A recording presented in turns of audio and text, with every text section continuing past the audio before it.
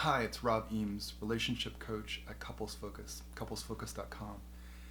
And I get asked all the time, what is relationship coaching with me like? And I feel like it's an impossible question to answer because relationship coaching is experiential.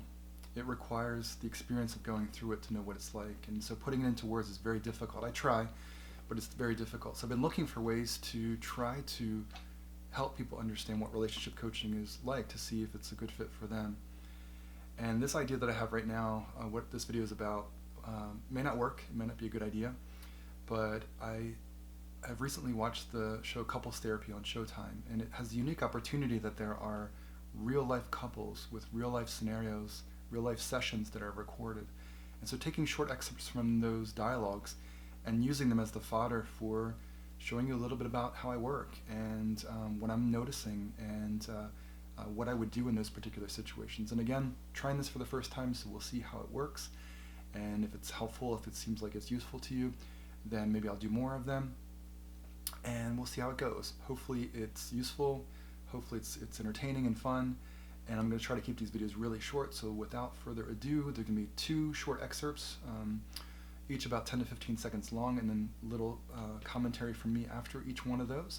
So that's what to expect. And let's get started. Why don't I want you calling me at work? Because work is very important to you. Because she will call 20 times a day, right? And she expects me to pick up 20 times. And every single time, it's nothing important. And it finally gets me. This is how she greets me. Where were you? So it seems like an impasse, right? So the wife wants to text her husband multiple times throughout the day, and the husband doesn't want to be interrupted. So what do you do in a situation like that where there's conflict? How do you resolve it? So what I would do is go from the surface level conflict down to the needs level. What's most important to each one of them? And so I'd work with each one of the partners in the couple to understand, for the wife, what's most important to you. I'd like to feel connected throughout the day. I'd like to feel connected to him. I'd like acknowledgement that our relationship is important, that he likes to spend time with me, that he's interested in what I have to say. I want to matter. I would like focus and presence. I would like, when we're spending quality time together, I'd like to know that he's there and fully present for me. And also there's one, probably big one hanging out there, which is around trust. I'd like to know where he is and what he's doing throughout his workday. And that one probably has some more stuff to unpack around it. And then turning to him and clarifying what his needs are for not wanting to be interrupted at work. Well, I'd like some acknowledgement and respect from my wife that my job is hard and that it takes focus and effort. I would like some ease and focus at work so I can do my job well.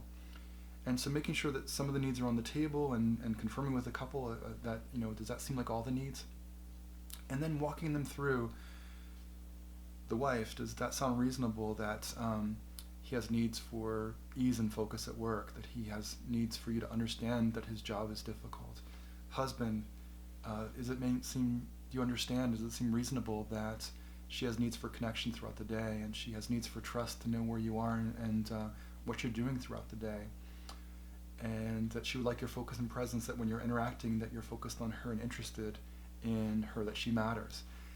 And so typically couples that come to me in sessions like this, they care. They're there to work things out and to make their relationship better. And so once they have a sense that it's not an impasse, that there is a way forward, and they get an understanding of where their partner is coming from, they want to care. They want to get the issue resolved. They want to meet or help meet their partner's relational needs. And so then it just becomes a process of creative brainstorming, empowering the couple to, once the needs are on the table, how do you do that?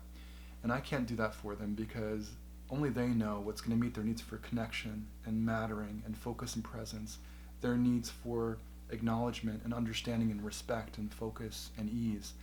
But they can work it out. And once they're reconnected at the needs level and once they reestablish care, it's not about the conflict anymore, it's about something that's tractable, things become pretty easy at that point, that they can come up with creative solutions. And I'm not sure what those creative solutions might be. Rather than texting, maybe there's some other way to stay connected.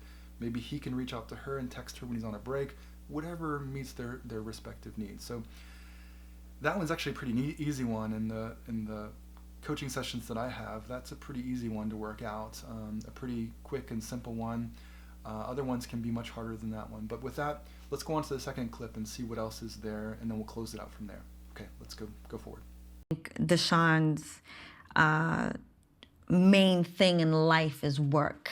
You know, it could be 9:30 and he's on his phone. What are you doing? Work, email, whatever. So in this next one, the things that I want to point out really quickly are that the wife judges the husband. You know, he's all about work. And I make this gesture because it really is a pushing away. When one person judges another person, it's really a power differential, and there's lots of power differentials in this episode, which you'll see if you watch the full episode, that need to be reconciled. So I look for power imbalances and help reconcile those is one of the things that I do. The other thing is it's a way of pushing away to say, oh, he's like that. And once you say that he's like that, it means he'll always be like that. That's what's implied. That there's something wrong with him, and I try for intimacy, I try to stay connected, but he's not willing to do that. And so what I would do in those situations is to work with the wife to help her understand that that's a belief. The difference between belief and reality, that has an idea that he's all about work, and that idea is actually getting in her way for getting her needs met. It's a tragic obstacle that she's creating. So the alternative would be to recognize that as a belief, hold it lightly, and check it out with the husband. I'm getting a sense that work is really important to you. When you're on your phone in the evenings or on your computer in the evenings, what's behind that? What's going on for you at those times? And really the second thing is behind this is that judgment is likely a way to shield her and protect her. It's something that she's learned to do to manage her own fear around vulnerability. Because my guess, and this is what I would help the wife get to, is that there's something that she's asking for. There's something that she really wants to say, she's afraid to say, and that she's asking for. Which my guess is I'd really like quality time with you. I'd really like to know that you like to spend time with me.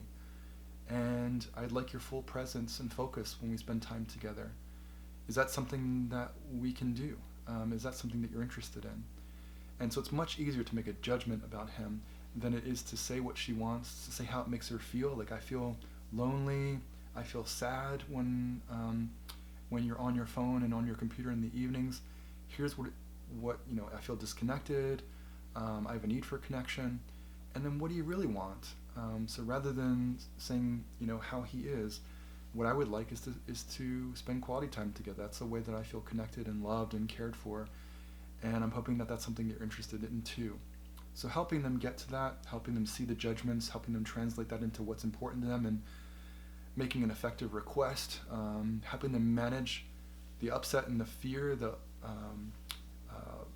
get in the way of being vulnerable and for really asking for what we want. I mean, there's a risk there of being disappointed, a risk of checking it out with her partner and finding out that maybe that's not the way that what he's interested in. But more often than not, the other partner, wants to care for the other and wants to meet their needs. So hopefully this was helpful. Again, this is an experiment to see how it goes and how it lands. And we'll see if it's something that helps you get an idea of what a relationship coaching session with me is like. And maybe this type of issue is something that you're experiencing in your relationship too. And so maybe this short video gives you some avenues to approach it with your partner. And so hopefully it was helpful, and I'll see you next time. Again, if you want more information, couplesfocus.com. You can also schedule an initial consultation there too if you're interested. Thanks.